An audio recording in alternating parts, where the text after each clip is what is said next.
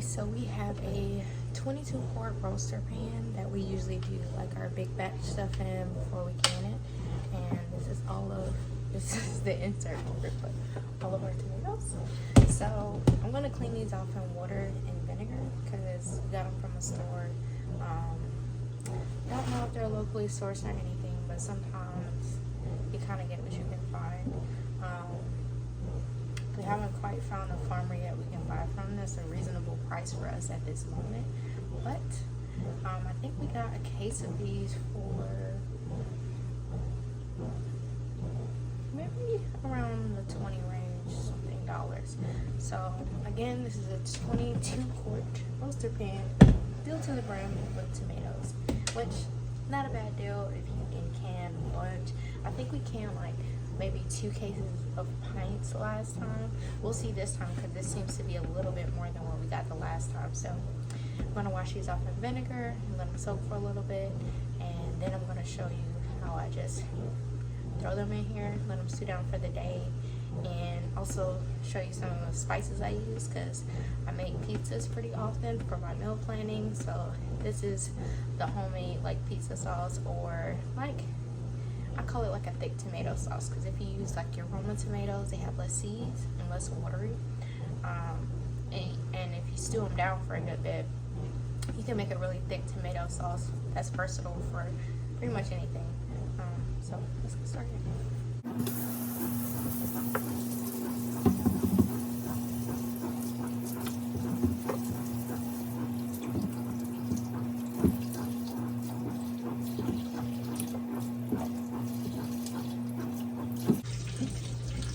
Rechecking them for bruises and stuff. We did have some that it kind of looked like they were a little bit moldy around the sides. They have been like, you know, from the weight of them, I guess in the box, some of them had gotten crushed. So just rinse it off really good. Like I said, that's why we want to soak it in vinegar and make sure all of that, you know, extra stuff is off. But for the most part, these are in good condition. So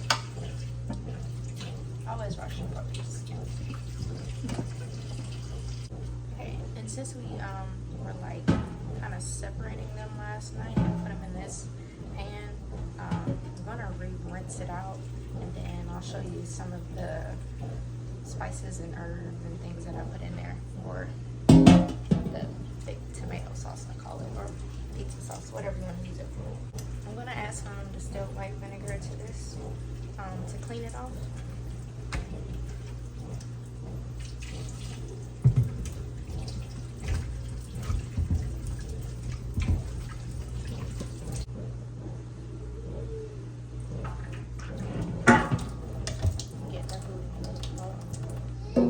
Alright, so we're about to add in all of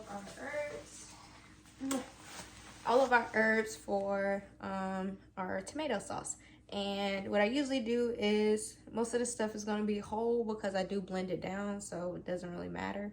But I use a lot of spices, and partly it's because of in a medicinal way. And I was reading the other day, they called it seasonings. So the seasonings were ways that you can put herbs into different, just different recipes and stuff that you make and that you have. So we're gonna start with garlic. We have some peeled garlic that we end up getting from, I think his mom does. His mom does these food pantries. So sometimes we get some of the excess stuff too. And we got some whole garlic, so we're just gonna put these in here. It was like a half of a top of it, or the end piece. But like a lot of garlic is very medicinal, good for the immune system, blase, all of that good stuff. So we got some garlic put in there. I used cayenne peppers too. We actually grew these.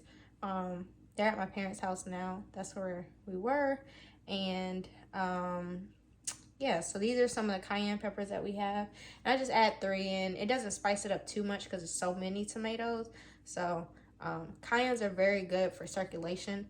And it's kind of a way to season your food too. If you don't want to use a lot of salt, you use cayenne and use it in, you know, use it sparingly. So About 3 should be good for this big pot of it. It shouldn't do much to it to make it like spicy. It'll just kind of like add flavor. Spicy, not too spicy. We got an onion that I did in 4s. So you can do it whole because it's gonna stew down. Cayenne peppers, garlic, and a white onion. That's it. All right, now we're gonna add, gotta shake it a little. I get this from our local farmer's market, and a lot of these seasonings do not have salt in them unless they say salt on them. So I usually use stuff without salt in it because I don't want to over salt food. But this is on all-purpose spices that I get from the farmer's market that I like. It's not going to zoom in probably because my face is right here. Yeah, so there's no salt in this one. They do have a seasoning salt. Don't really like that one. Because again, I don't really like to add too much salt to food. So I'm going to do a good bit of that. Of course, you need oregano. Oregano is very medicinal. It has antibacterial properties in it, and it's really good for your immune system, or if you have any type of like fungus or yeast or anything in your body, you can actually make an oregano oil. That is very, very potent and good for your body. So I added a good bit of oregano. We got some herbes de Provence. This has like rosemary, thyme, lavender, so it gives it a little bit of a different flavor to it. I'm gonna add some smoked paprika. All right. White. Oh, white. All right, we're gonna have some tarragon in it. White. I love sumac and red sauces, so this has been like my go-to. I think this is a Mediterranean spice, don't quote me on that, but it has like a kind of lime undertone to it. They usually use it on top of hummus or seasonings, like Mediterranean seasons that I know of, but I use it in like I said, a lot of red sauces, so it's my secret ingredient, sumac.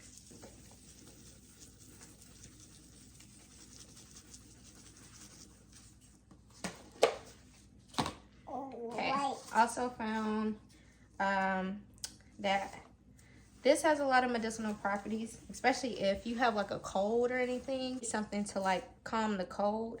This is a good spice to toast. It's called ajuwan. Might be saying that wrong, but I really like to use it because of its medicinal qualities, and it has a very pungent flavor, almost if you use kind of like fennel, but a lot stronger than fennel. So, little ajuwan. Not too much because, again, it's a very aromatic, strong flavor, but has really good qualities that it adds to the body that I'm not quite remembering right now, so, you know. And celery seed. Celery is a really good cleanser for the body. Okay, just a little bit of that. Usually add black pepper. Oh, and fennel. I love fennel and stuff because it's a really good digestive herb. If you have any digestion problems, you can actually just chew on fennel seed, or you can make a tea, make it out of a tea, fennel and caraway. I usually give to my son. I just dropped a good bit of it. Okay.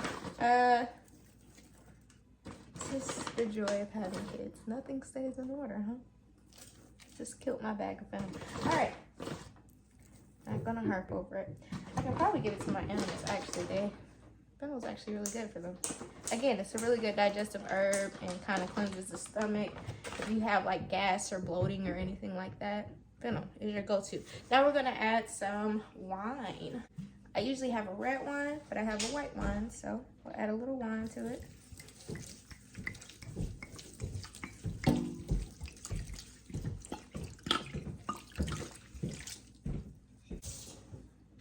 Should be it. That's it. All right, so that's it for our mix. We're gonna add the tomatoes back and stew them down for a good bit of time. I may add a little bit of salt, but I try to keep salt out of the stuff because I want to salt my own food depending on what I'm making. So I try to keep salt out. I do add black pepper, and that's the only other thing. So add tomatoes back in, stew it down, mix it up, and you're good. Okay, so this is probably some days later, but we're finally getting to the tomatoes we were stewing down, and I'll show you. They kind of stewed down, and I use an stick blender to blend them down. So this is what we got in here. A little crispy in there. We're gonna stir it a little bit, but it's been stewing down to a thicker paste. So what we're gonna do is, for tomatoes, since they're high acid, you're gonna water bath can them. And we have some pints, and I have my water bath canner and pressure canner, because you can use it as a water bath canner. It doesn't really need to bring up the pressure to water bath can, just boil. So for the tomatoes in a pint, it's about 35 minutes. That's about it. I'll show you how to do it. So right now I'm just sterilizing the jars. I put them into the water that's boiling. That's about it.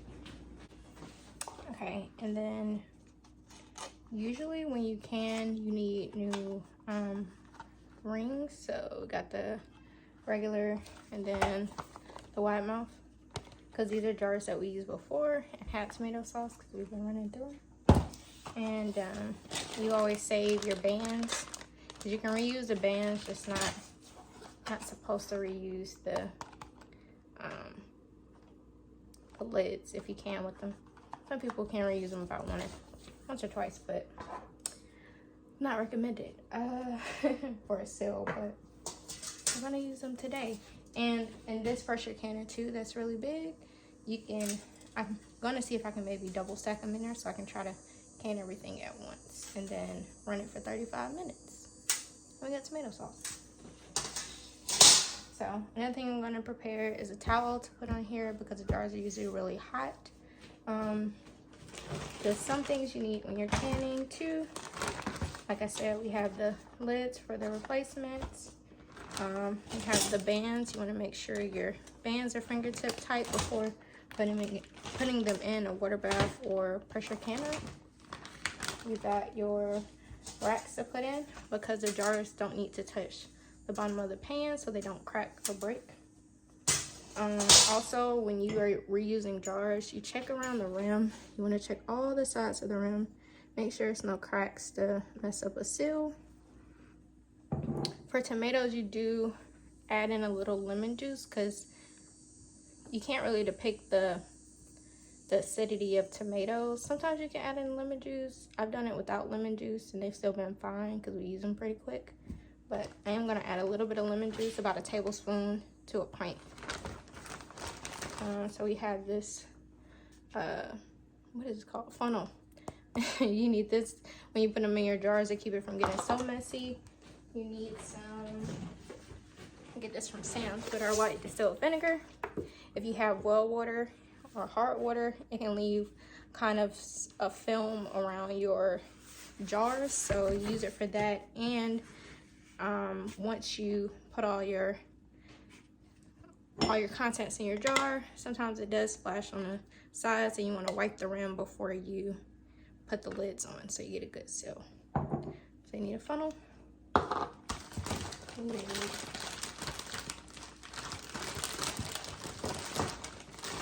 your jar lifter. And now, after we sterilize our lids, we didn't used to have this, but we have the magnets, the little magnet ones to pick them up and put them on top of the jar. So that's about it. And these usually come in a kit. I don't know if the magnets come in a kit because we had to buy those off Amazon. But in our kit came the funnel, the jar lifter, and I forgot what else. Oh, the debubbler. It's a little debubbler thing, which I don't know where mine is, but that's okay. It'll be fine. Alright. So I got the jars pretty much sterilized and about to a boil, so they should be good. They're hot enough to sterilize them. And put a little vinegar in the water so that I guess if you have well water, so it won't mess up the jars. So we're gonna get the jars out.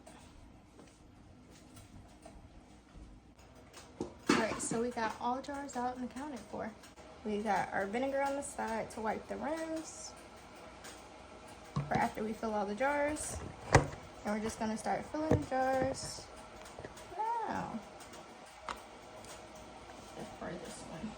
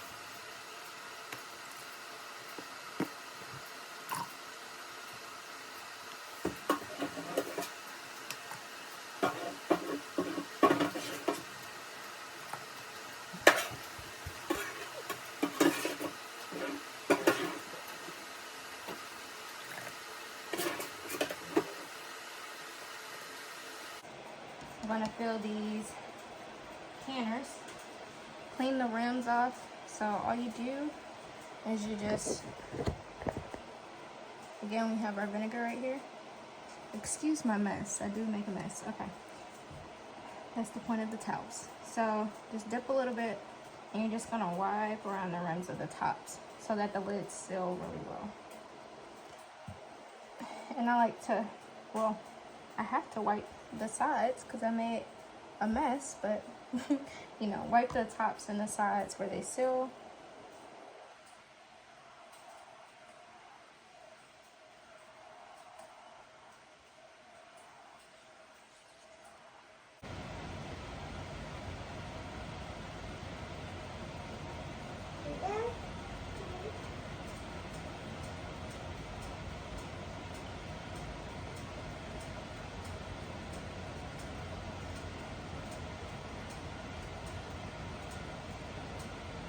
So now we have our lids we're about to put on. So this is where we use our magnet and wand, pick up our lids.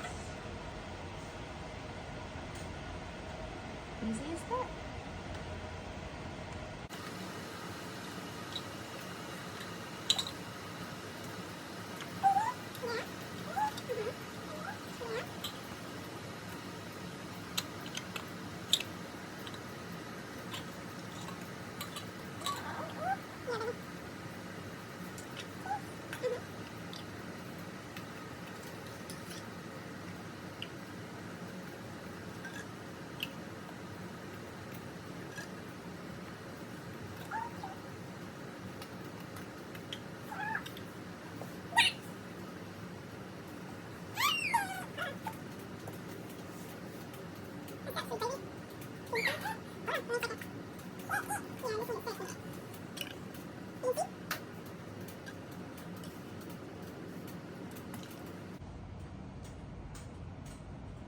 All right, so we got all lids on and accounted for. Now we're gonna do our rings. Ensure a seal.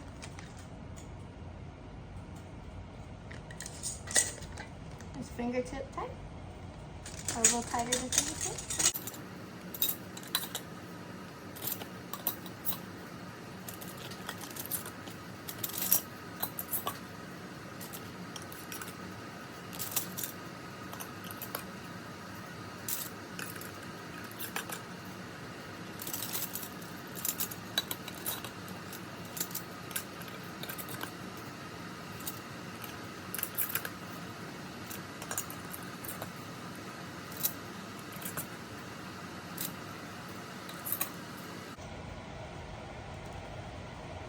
All right, all our rings are on.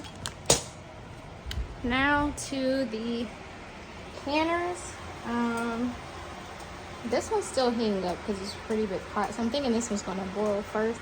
And this is actually a water bath canner. So let's fill our jars, put our jars in here. Let's see how many we can fit.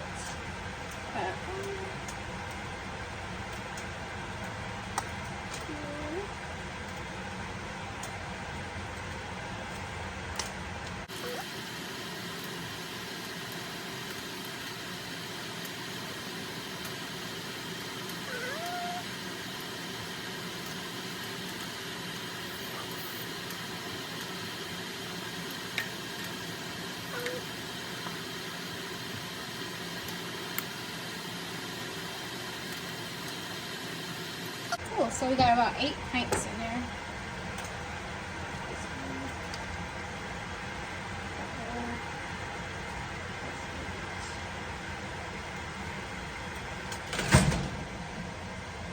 That doesn't overflow, it's not.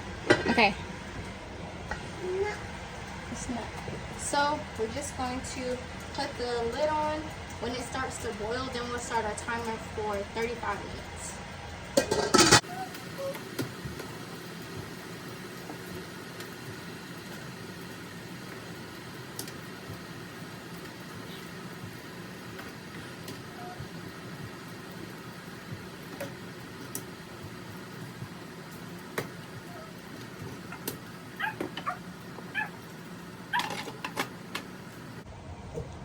And again, because we're not pressure canning these, just water bath canning, when you use your pressure can as a water bath canner, there's no need to seal it. I just cover it so that it can bring it up to a boil a little quicker, and then I'll start the timer for the 35 minutes once it's boiling. Let's see. Party time! Success! CPB! Your baby on the party! Okay, I gotta go put this diaper back on. Save the diaper when you think about it. Hey. Don't touch hot butt.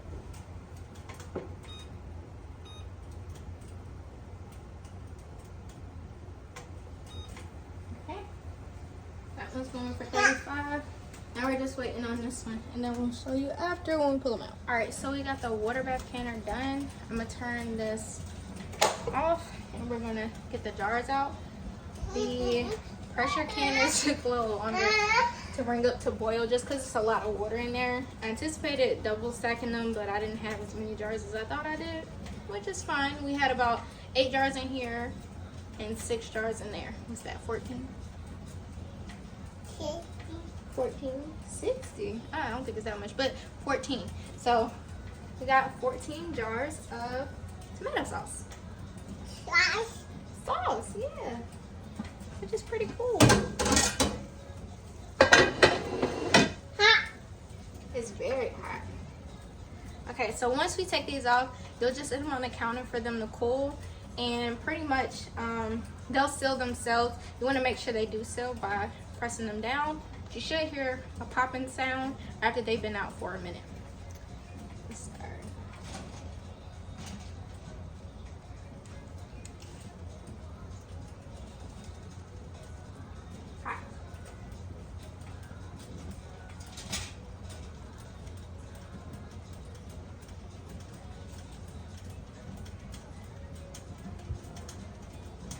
And I usually just label and date just a year, and it'll say like tomato thick tomato sauce or something like that. Yeah. Because these are sauce. Yes, they use Roma tomatoes. So sauce. Oh, look. Let me move out the way of the camera so I can zoom in. Some good sauce. Sauce.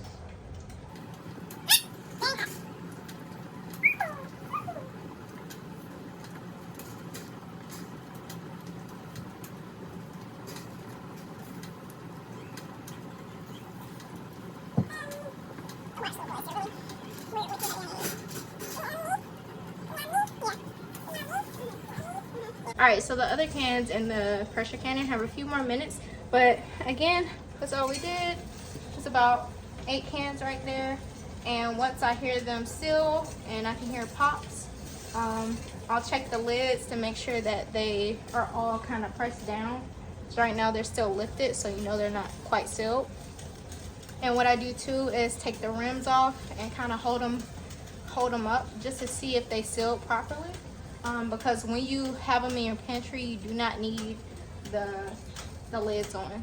I mean the rings on. That's why we have rings in a bag, because we store them all in there. So I can show you the other ones and show you how they're supposed to look when they're actually sealed. All right, so these are already done, and this is about the same. It's a pizza sauce, and you see the rim, it's not on there, and we can hold it by the seal to make sure it's sealed. So this is how we store them. There's no rims on them, and that's what you want to ensure, that they make a nice good seal, because if not, you probably want to use it up a little quicker and keep it in the refrigerator. But something cool, these are our own tomatoes that we grew this year.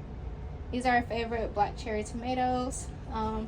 We can them up because we like using them in our beans whenever we make like string beans or something, and they're kind of fresh. We add those in, or to just different things. You add them in spaghetti. When I make shrimp and grits, I make that on there, and I can show you those recipes the other day. Made a lot of deer broth. Kadeem got his first deer last year, I guess, the end of last year in November. So we made some deer broth, and don't be alarmed by the floating things in there. That's just, it's just oil. But yeah, we got deer broth and chicken broth. We're gonna just ran out of chicken broth because we didn't use it when I meal prep, but we have some more chicken, like carcasses and that kind of stuff, in the freezer, and we'll be definitely making some out of our homegrown chicken that we butchered. So that's pretty cool. So that's how they should look when they're done, and that's about it for as far as that's all you need when you do canning for tomatoes. It's a little easier, like I said, because some tomato recipes don't necessarily need to be pressure canned, just a water bath canner. And you can buy a water bath canner from, like, I think I bought mine from Walmart for about $20. So, you know, just something to think about if you want to get into canning your own thing slowly. With a water bath canner, you can pretty much can all high acid things. Bless you. So your jellies, jams, tomatoes, yeah, anything that is pickled with vinegars, and any fruit that you want to can is high acid. So just something you can have on your shelf. Yeah, so that's something you can have on your shelf, and it's an easier start than buying a pressure canner. Kind of less daunting. It's a little bit more rules when you pressure can, but it's still not that bad. Why-yo. But yes, if you want to start with a water bath canner, again, it's about $20, and then you can buy the little, you know, the lid lifter and the magnet wand and the thing to, I was supposed to debubble it, but you can use a stick or something too.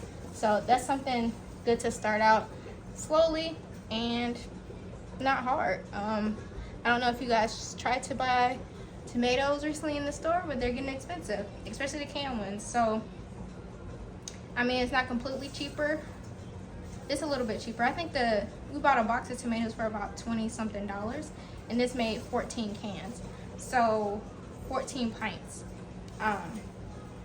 So you might be catching yourself a deal. But on top of that too, you know, all the ingredients in your tomatoes, and you don't have to worry about all of the extra ingredients that they put into, you know, when you buy canned products and don't really know how long they're on the shelf. Test it out, you guys. See you later. Bye.